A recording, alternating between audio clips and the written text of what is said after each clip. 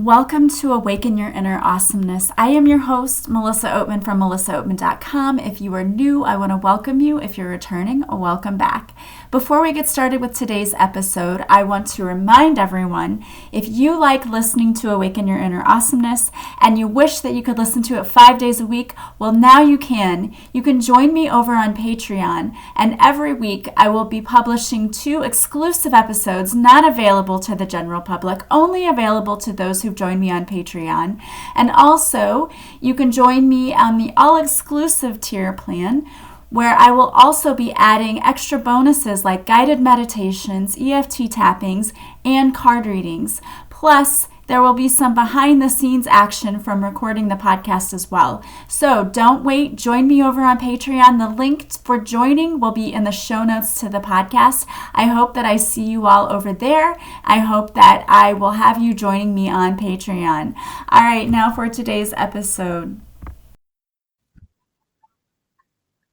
Hey guys, welcome to today's episode. I am very excited to have with me a young entrepreneur and a creator of the app Wavelength. I have with us today Miss Sarah Stites, and she has created this amazing app for people who want to get healthier, who want to lose weight. And the really amazing thing about this app is that it is based on scientific things. So it's not just like a fad craze diet. I have already been using it myself and have been very impressed. So I cannot wait to jump in and talk to her about how she created this app and how it can really help people live their best lives. So welcome today, Sarah. Thank you. Thanks so much for having me, Melissa. You're welcome. And welcome, guys, to another episode of Awaken Your Inner Awesomeness. I am your host, Melissa Oatman. So before we start talking about this app, I really want people to get to know Sarah and who Sarah is and what led you to creating this app, because you're talking about something that so many people struggle with in their daily lives. So just tell us a little bit about you. Yeah. So I learned, like I think a lot of people, that my body was a problem. My weight was a problem. My eating was a problem really early on in my life. I was diagnosed with something called polycystic ovary syndrome when I was 12 years old. And then when I was 15, I was diagnosed with prediabetes. And then between my 16th and 17th birthdays, I gained about 150 pounds. And I'm sure I don't have to tell you like what, I have a very different perspective on it now, but at the time, going through that as a teenage girl, the impact that it had on my sense of self-worth, my sense of who I was as a person and the quality of my character, I just it was awful. And I desperately wanted to get my eating under control. And I desperately wanted to lose weight.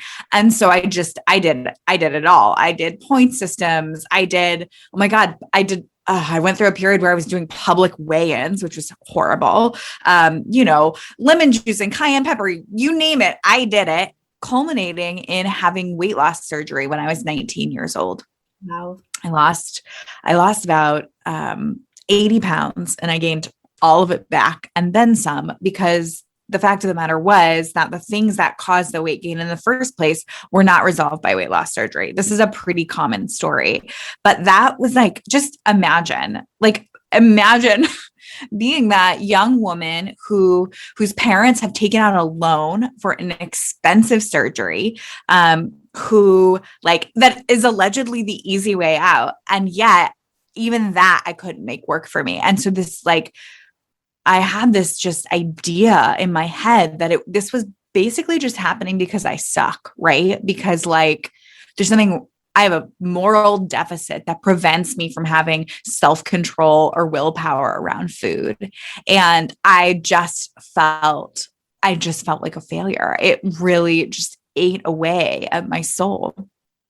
And my mom has a very similar story, but unlike me, she's got a PhD and a couple of master's degrees, one of which is in nutrition science. So while all of this was happening to me, she was getting to the point where her health was so poor, she couldn't walk around the block. She was looking at 50. She was really scared she was going to die, really die right then.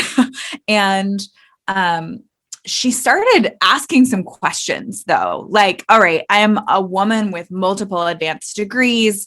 Literally, one of them is in what to eat. I'm successful in my career. Like, is this really a self-discipline issue? Because if it is, it doesn't show up anywhere else in my life. What's going on here? Is this really happening because I suck? And my mom is she's like a dog with a bone. She's just a really, really, tenacious person. And she started asking the question, not what should we be eating for health, but why do we eat? Why do we find ourselves going back to the foods that we know aren't good for us, that make us feel bad over and over and over again against our better judgment? And what she discovered is that our eating choices are not about willpower. They're about biology. They're about cause and effect. And they have everything to do with how much sleep we got last night and our diet history and our genetics and the environment that we're living in and the stress that we're under and our history, our emotional histories and our traumas. And it has absolutely nothing to do with strength of character. And she started taking this like new approach that was really a behavior first approach. And together we kind of went on this journey, and I lost about 150 pounds. She lost about 170 pounds. And this was more than 12 years ago now. And it wasn't about counting calories and eating the magic foods. It was about understanding the biological and psychological patterns that were driving our eating behaviors and changing them. And so when she worked as a weight loss coach in Kansas City, where I'm from, for many years, and we both had this feeling that this was too special. This is scientifically important, but it's also important because there are like literally millions of women out there who feel crappy in the same way that we felt crappy, who really feel like something is wrong with them.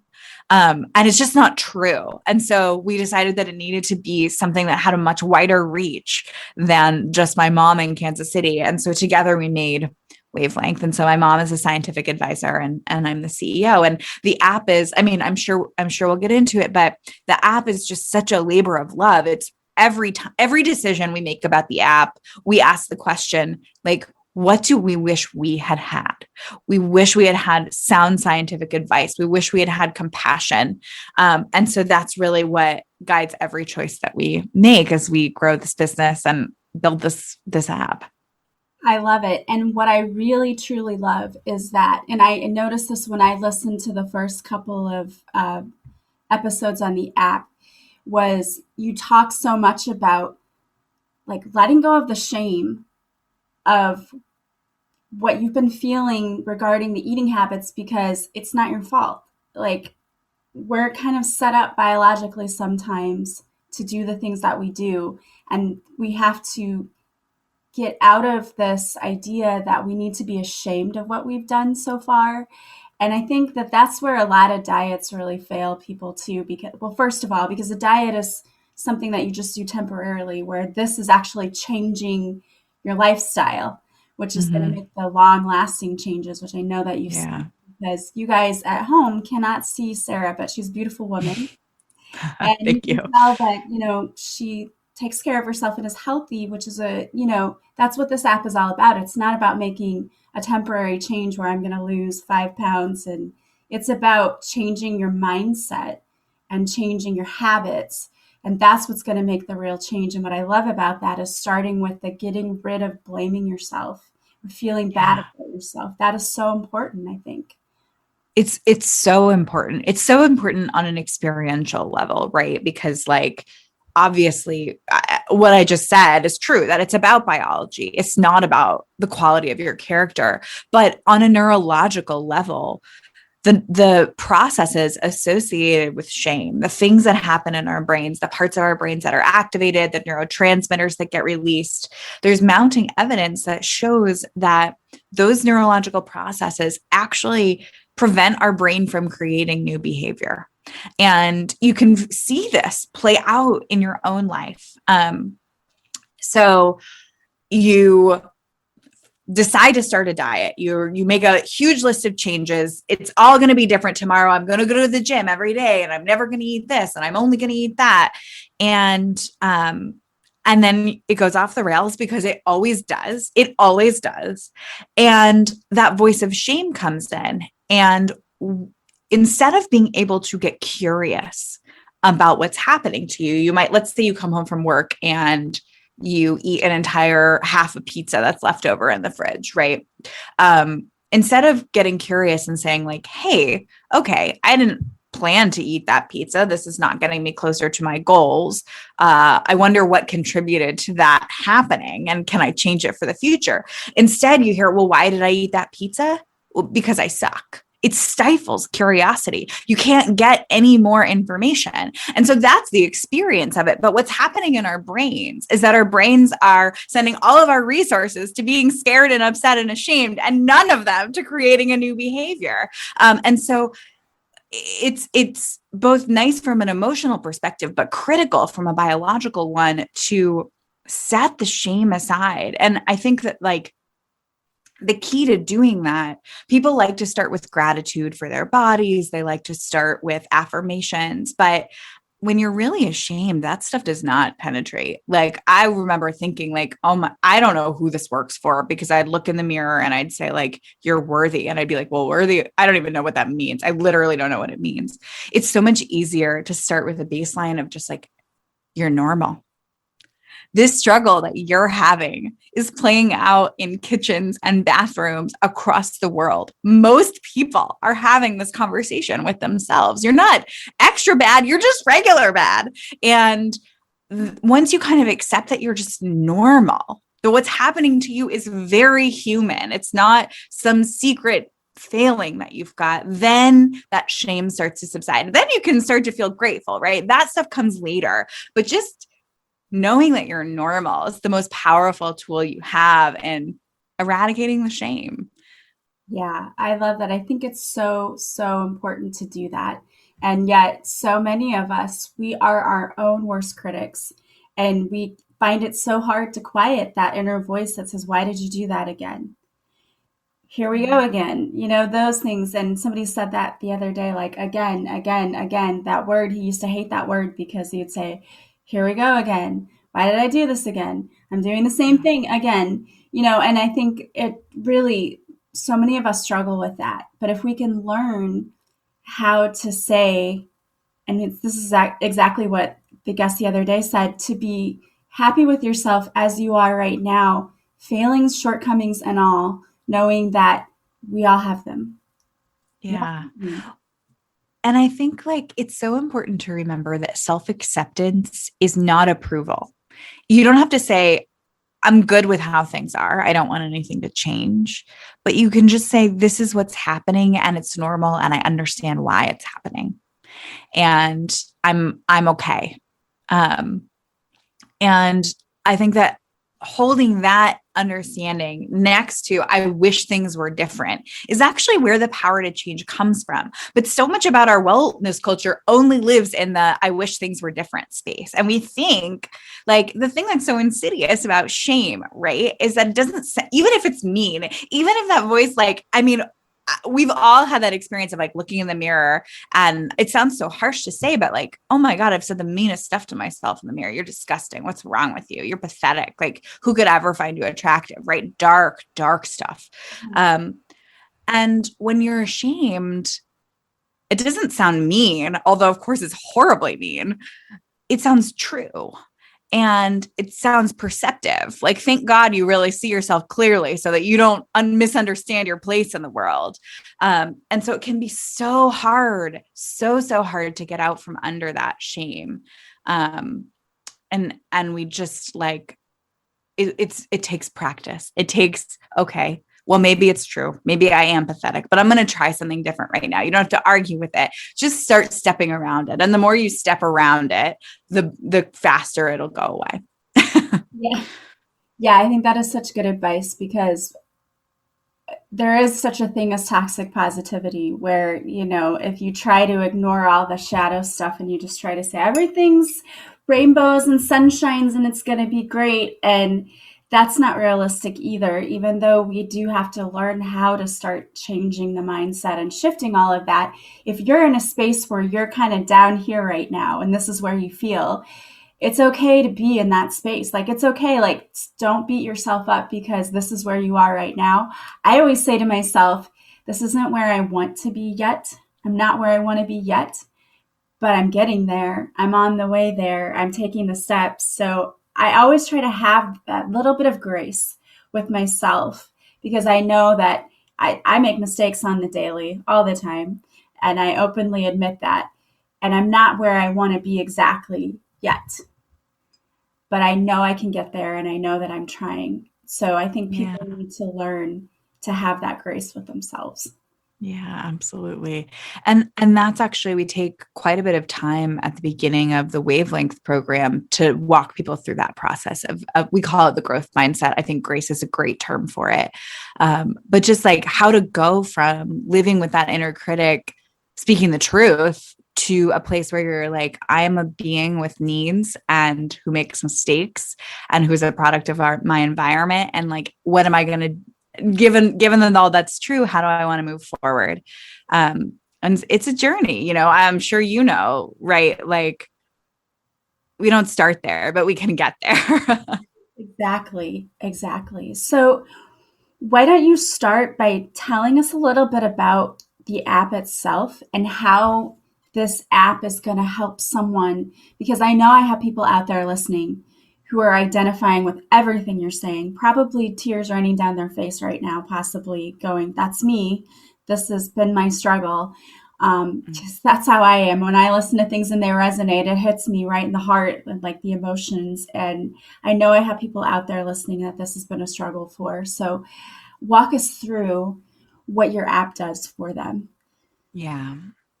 So it's a daily audio episode. It's less than 10 minutes every day.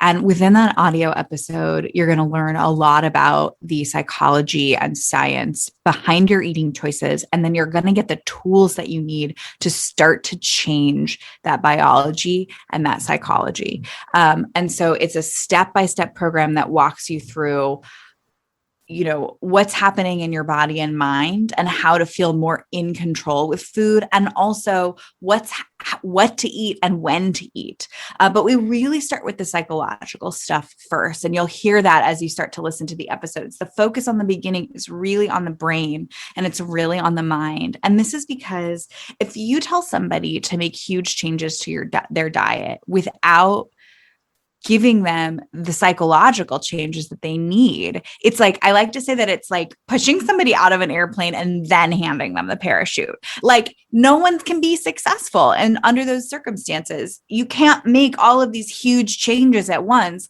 when the psychological and neurological patterns that are driving your choices are exactly the same as they ever were. What's going to happen? You're going to go right back into your old patterns. And so this is really for you. If you're out there, you're listening, you're like, I've tried Weight Watchers. I've tried literally everything under the sun. I've been on every crash diet that ever came along. Nothing has worked for me. That's why. That's why, because it's like putting a Band-Aid over a wound. This is really starting from deep inside. It's about healing that wound from the inside out. And so if nothing has worked for you in the past and you're at your wit's end and you don't know what to do, that is who Wavelength is for. Again, because this is really about what would have helped me on my journey, which is just it's such a universal path. It's such a universal story. Yeah, and what I really truly love is that you and your mom, I mean, you can tell it's a labor of love, but I always say when people come to me to work with me with coaching, one of the reasons that they come to me is because they know I've been through all the same crap they have. And you guys have been through this journey yourselves. You know exactly what people are feeling. You know exactly what it takes to make those changes. And that's what I think I love so much about this app, because you can tell, like, even if someone just went and they got this app and they listened to the episodes and they never heard this podcast, you can tell, that you have been where they are and you know how to bring them out of that. And I think that's one of the most comforting things, is for people to know you're not alone.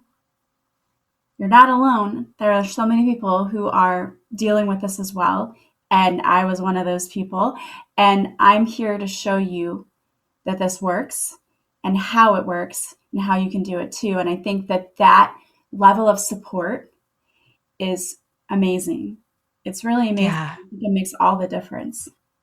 It gets so emotional when I think about this because I mean, I just like when you are dieting for a lifetime, the message that you hear over and over and over again is like, try harder, be better. What's wrong with you? You should be able to do this. Everyone else can do it. And I think about Wavelength as like reaching out a hand that's like, hey, I see you. I see what's happening to you. There's nothing wrong with you. It's going to be okay. Come with me. um, because like I just know the agony of being on the receiving end of try harder, and trying so hard and wondering why you're failing. And I don't think anybody should have to feel that way. Yeah, I mean, that telling someone to try harder is such a degrading thing to you, to your, I think it's like a killer of your soul, of all of your joy, Yeah. because it insinuates that you're not capable or that you're just lazy or, something. A lot of what we do, whether it's in dieting or anything else, I mean, we experience self-sabotaging in all areas of our lives, in relationships, when we try to do dieting, all of those things. It doesn't have anything to do with the fact that you're not capable and that you're never going to get better.